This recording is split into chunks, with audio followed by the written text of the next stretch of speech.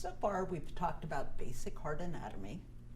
We've talked about the conduction system of the heart that keeps the heart contracting in a very rhythmic and orderly way. We've talked about the valves that keep blood flowing in one direction only through the heart. And now we're going to start to put the pieces together to really think for the first time about the overall function of the heart as a whole. We've talked about isolated pieces of heart function, but now we're going to put it together to think about what happens every time the heart beats to keep blood flowing through the body, carrying the oxygen and nutrients out to the cells so that we can live, right? The best way for us to think about the very organized and repetitive action that goes on in the heart is to think about what we call the cardiac cycle.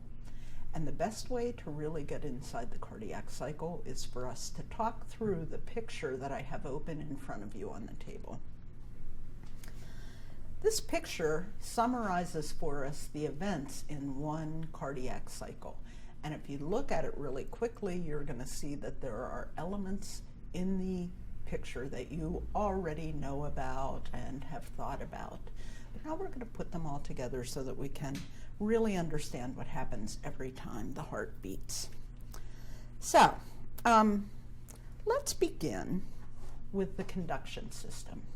You remember how the SA node gets excited.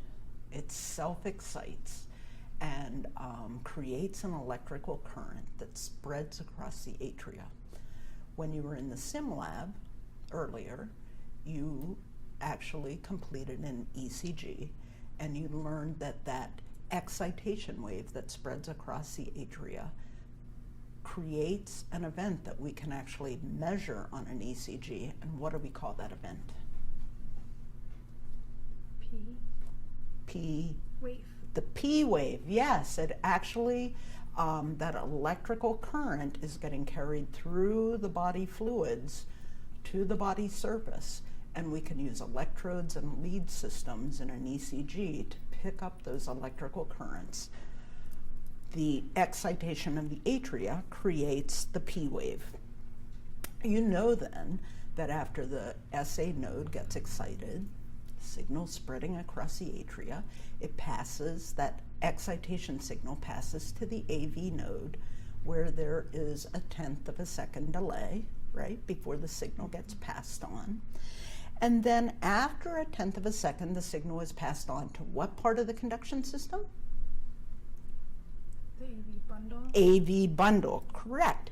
And we learned earlier that that delay is the thing that allows the atria to contract before the ventricles get excited, right? And we also learned that the AV bundle is the only electrical connection between the atrial syncytium and the ventricular syncytium, right? Okay, so what part of the ECG illustrated the excitation of the ventricles? The QRS. QRS? Wave. We usually refer to it as the QRS complex, right? Yes, the QRS complex results from the excitation of the ventricles. You'll notice when you look at the ECG tracing that they've included in this figure that there is a flat line between the P wave and the QRS complex. We call that flat line an isoelectric line. It's created by that period of delay that occurs at the AV node, correct? Okay, and so if we think then about what's going on further, we see the QRS complex, we know that the ventricles are doing their contraction thing, and then after the ventricles get excited, they self-excite, but then the electrical currents of the ventricular mass have to reset themselves to resting. Now, when those electrical currents go back to resting, we see that on an ECG tracing. Which component is it? Is it that dip that goes below the line? No, after the QRS complex, the next part of the tracing is the, ST segment. well, the portion of the ECG that actually represents the resetting of the electrical state, that resting electrical state, is the T wave, okay? So that isoelectric line between the SQRS complex and the T wave is a period of time in which there's no change in electrical activity, okay? And so it appears on the ECG as just a flat line.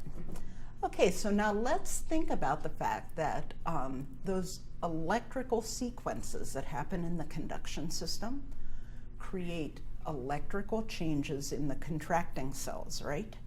And so those electrical changes in the contracting cells trigger muscle contraction, right?